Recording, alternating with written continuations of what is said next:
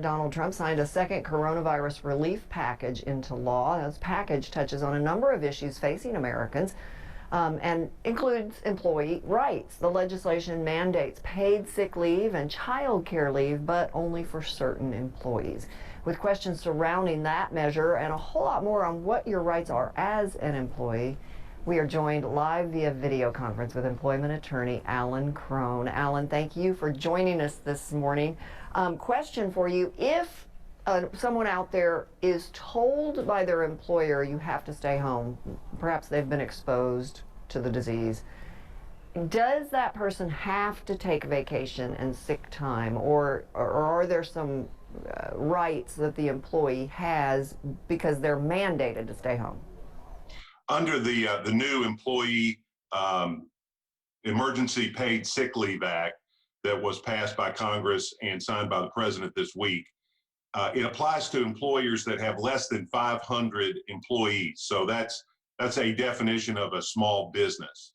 And so employees of small businesses are entitled up to 10 days of leave if they qualify, if they have the virus itself, if they're subject to a quarantine order themselves, or they're caring for someone that is subject to a quarantine order. Now, those are all very specific technical terms. And then if they have to be off work because of childcare issues, then they're also entitled to some lesser benefits, and that's 10 days of paid leave. And the trade-off for the business owner out there is they get a tax credit, not a deduction, a tax credit for all that money that they pay out. So there is some relief for folks that are out for at least 10 days.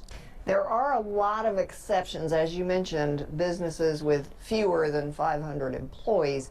So businesses here in the Mid-South, large businesses like FedEx, International Paper, the big global businesses that we have, AutoZone, I mean, I could name dozens of them.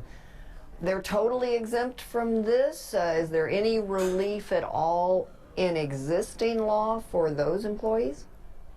Not really. The Family Medical Leave Act still applies, which provides for 12 weeks of unpaid leave for certain qualifying conditions. It's unclear whether quarantining and that sort of thing would apply. I think the presumption is, and I don't mean to speak for the Congress, but I think the presumption is that the bigger the business, the more able they are to keep people on without laying them off, et cetera. If you're laid off, you know that, because right now what this law addresses is leave based on sickness, not being laid off because of the economic situations. If you're laid off, then you may be entitled. You're probably entitled to unemployment compensation. Mary Beth, if I could, I think one circumstance that's going to be even more prevalent than this is the idea of working from home. And I think I've been telling all my business clients and all my individual clients that clear communication on how people are going to be paid, for what they're going to be paid, and what good record keeping is, I think is essential in this. Because I predict 3 or 4 months from now, when all this clears and blows over, there may be a lot of miscommunication and misunderstanding about what was going to be paid for, how much was going to be paid. And so you need to have a good conversation with your employer if they're telling you to work from home, for example. And we may not have a choice in a week or two. We may be following the same lines as some other communities here in Memphis. I hope not. But my firm, we're preparing for that.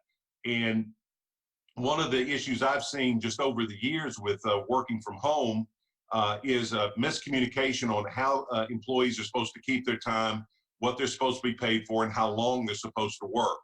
So make sure you have those conversations with your employer. And if you're an employer, make sure you have those conversations with your employees so they understand exactly how much work you want them to do from home and how they're supposed to account for it.